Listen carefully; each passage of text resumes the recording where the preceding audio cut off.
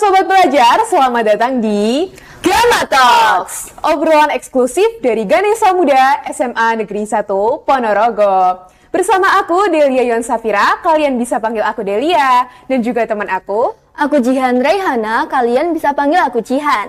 Kami berdua perwakilan dari SMA Negeri 1 Ponorogo, siap mengikuti lomba podcast SMA Awards 2022. Di sini kita bakalan bahas tentang suatu topik yang pastinya nggak jauh-jauh dari peran kita sebagai pelajar. Kita bakalan bahas tentang sekolah digital. Tapi sebelum kita ngobrol-ngobrol lebih lanjut, Jihan ini kan baru masuk kelas 10 ya? Iya Del, baru banget masuknya. Baru banget tuh, ngerasain rasanya pakai seragam abu putih tuh kayak gimana. Yang katanya, kata orang-orang masa abu putih atau masa SMA adalah masa-masa yang paling indah gitu. Dan bakal dikenang seumur hidup. Tapi buat Jihan sendiri nih, kesibukannya sebagai siswa yang baru memasuki jenjang SMA tuh ngapain aja sih? Kalau kesibukan sih jelas nggak akan jauh-jauh ya Del. Dari belajar, tugas, kegiatan ekstra, ataupun kegiatan sekolah yang lain. Dan bener banget kata kamu, aku baru aja masuk ke jenjang SMA. Nah dimana sekarang juga masih ada di tahap adaptasi. Sama teman baru, lingkungan baru, kurikulum baru, gitu-gitu aja sih Del kalau dari aku. Dan kalau kita flashback dikit nih Ji, ke kurang lebih 2 tahun kemarin gitu, kita kan bener-bener kena efeknya dari pandemi. Oh, betul. Dan pandemi itu secara tidak langsung memberikan perubahan-perubahan besar dalam kehidupan kita sehari-hari. Bener banget. Perubahan yang paling kerasa sih jelas dari keseharian kita ya Del. Iya. Karena kita mulai dari belanja kebutuhannya, komunikasinya, bahkan sampai ke sekolahnya pun kita mulai beralih menggunakan sarana digital. Kalau kita ngomongin tentang pendidikan nih Ji, tentang sekolah, kita kan pastinya nggak bisa lepas dari yang namanya sekolah gitu. Betul. Sekolah yang udah mulai menerapkan digitalisasi, itu sekolah yang seperti apa sih? Wah, gitu gampangnya kita sebut aja dengan sekolah digital ya Del. Iya. Nah, di mana sebenarnya konsep dari sekolah digital dan juga sekolah offline itu hampir sama. Di mana ada guru sebagai pengajar dan juga ada kita sebagai muridnya. Nah, tapi kalau di dalam sekolah digital ini, media pembelajaran yang digunakan diganti menggunakan basis digital. Dan juga interaksinya tuh nggak melulu dilakukan secara face to face. Melakukan bisa dilakukan secara dalam jaringan, gitu sih Del. Dan menurut aku sendiri nih Ji, pendidikan itu bisa kita ibaratkan seperti jantung sebuah bangsa, di mana pendidikan yang baik akan menghasilkan kualitas sumber daya manusia yang bisa bersaing. Tapi menurut beberapa survei itu mengatakan bahwa tingkat kualitas pendidikan di Indonesia itu bisa dibilang cukup tertinggal jika kita bandingkan dengan negara lain. Nah, dengan adanya sekolah digital ini, apakah akan membantu untuk meningkatkan kualitas pendidikan di Indonesia? Jawabannya bisa Del, tapi ada syaratnya. Nah syaratnya seluruh pihak dari sektor pendidikan ini harus mampu bekerja sama. Mulai dari pemerintahannya, kurikulum yang akan dipakai, guru-gurunya, bahkan sampai ke murid dan juga wali muridnya, mereka harus mau sama-sama belajar dan juga bekerja sama. Nah dengan begitu, mungkin buat 6 atau 10 tahun ke depan, sekolah digital ini tuh baru bisa mewujudkan harapan bangsa tersebut. Sesuatu hal itu kan pastinya ada kelebihan dan juga kekurangan, ya kan? Nah, kalau kita ngomongin tentang kelebihannya sendiri nih, dari sekolah digital itu apa sih Ji yang mungkin membedakan dengan sekolah formal? Kalau kelebihan sih jelas banyak banget ya Del. Contohnya dari keefisienan waktu belajar kita, di mana kita nggak memiliki jam pelajaran yang kaku seperti pada sekolah offline. Tentunya kita punya lebih banyak waktu buat mengembangkan potensi diri. Dan juga dengan begitu, kecepatan belajarnya akan ditentukan oleh diri kamu sendiri. Nah, terus dari segi materi yang bisa kita dapetin, kita bisa dapat materi dari mana aja, bahkan dari ujung dunia sekalipun. Jadi sebenarnya dengan adanya sekolah digital tuh kita bisa lebih bebas ya Ji dalam menentukan ruang lingkup kita belajar. Betul banget Del. Tapi terkadang tuh kayak kebebasan semacam itu malah jadi alasan gitu buat kita lebih nyantai, buat kita lebih leha-leha, dan akhirnya menunda-nunda tugas yang sebenarnya bisa dikerjakan dengan cepat. Itu kan termasuk distraksi-distraksi gitu dalam pelaksanaan sekolah digital. Buat kamu sendiri, terutama sebagai pelajar, pastinya sering dong mengalami distraksi-distraksi semacam itu. Gimana sih caranya mengatasi distraksi-distraksi yang muncul saat kegiatan belajar mengajar di dalam sekolah digital? Wah, ini berarti masuknya ke dalam faktor penghambat ya di dalam sekolah digital? Iya. Dan dari pengalamanku sendiri, distraksi semacam ini tuh banyak datang dari faktor internal kamu. Nah dengan begitu, cara mengatasinya adalah dengan kamu memiliki kesadaran diri. Kita kan posisinya sebagai pelajar ya Del, tentu tugas utamanya adalah belajar.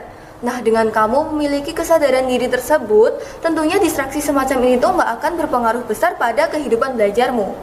Dan selain itu juga, faktor penghambatnya adalah dari sarana dan juga prasarana kita, Del. Bener banget kalau kita ngomongin tentang sarana prasarana. Karena dari satu daerah sama daerah lain tuh fasilitasnya udah bisa dibilang berbeda banget. Betul banget, Del.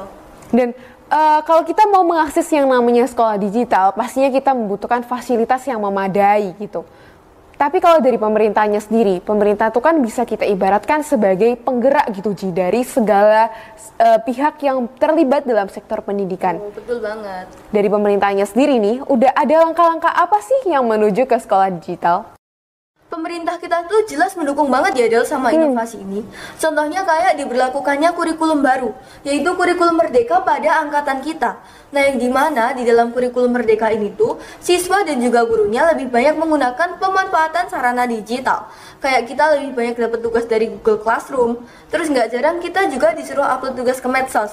Nah, dengan begitu jelas di dalam kurikulum merdeka ini siswanya dituntut buat memiliki self disiplin atau kemandirian belajar dan juga self taught atau kemampuan autodidak dalam mempelajari hal baru. Gitu sih, Del. Jadi sebenarnya dengan adanya kurikulum baru ini, kita tuh juga disiapkan untuk terbiasa menggunakan elemen-elemen digital ya, Ji. Betul banget, Del. Agar siap mengikuti sistem sekolah digital ke depannya. Selain itu juga, pemerintah tuh udah punya satu aplikasi buat menunjang proses pembelajaran kita di dalam sekolah digital, yaitu Rumah Belajar. Nah, yang dimana Rumah Belajar ini tuh punya banyak banget fitur yang dapat kita manfaatkan. Selain itu, aplikasinya bisa digunakan secara offline. Dan yang terpenting, aplikasi ini tuh bisa digunakan secara gratis, 100% disediakan dari Kemendikbud. Wah, berarti dari pemerintahannya tuh udah bener-bener mendukung ya, Ji, untuk inovasi sekolah digital ke depannya. Betul banget, Del. Tapi kalau kayak kurikulum, aplikasi yang udah difasilitasi sama pemerintah itu, apakah udah mulai diterapkan gitu? Kan kayak kurikulum, aplikasi termasuk dalam elemen-elemen sekolah digital gitu ya. Apakah itu udah mulai diterapkan di dalam lembaga pendidikan atau sekolah-sekolah di Indonesia?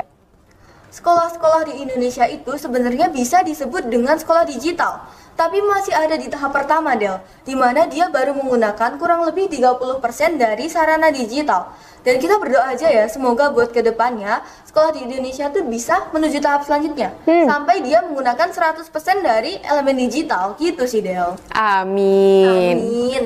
Tadi kita juga sempat bahas kayak kita bisa belajar dari mana aja gitu, kapan aja.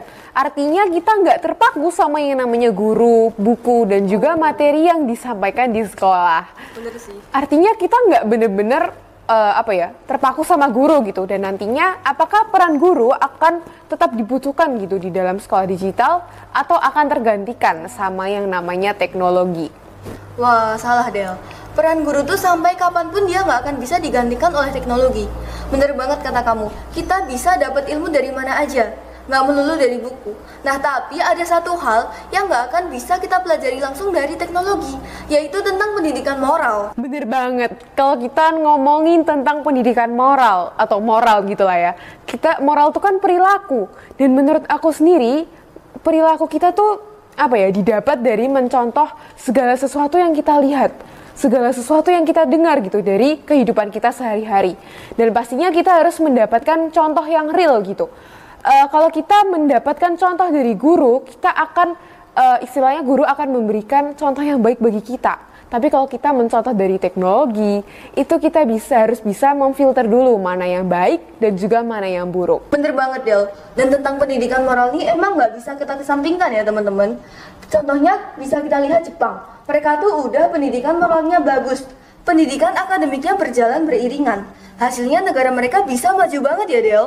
Dan mungkin Indonesia tuh bisa melihat Jepang sebagai guru kita. Wah, jadi bukan berarti peran guru itu akan dikesampingkan ya, Ji, karena udah mulai tergantikan teknologi. Betul banget, justru guru ini jadi faktor pembimbingnya ya, Del. Bener banget. Terima kasih buat Jian yang udah mau nemenin aku ngobrol. Sama-sama, Delia. Dan pastinya terima kasih buat penonton semua yang udah mau dengerin kita ngobrol, chit-chat sana-sini tentang sekolah digital.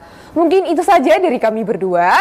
Kami mohon maaf atas kesalahan kata. Sampai jumpa. Smazapo, semangat, sehat, berprestasi. Dadah!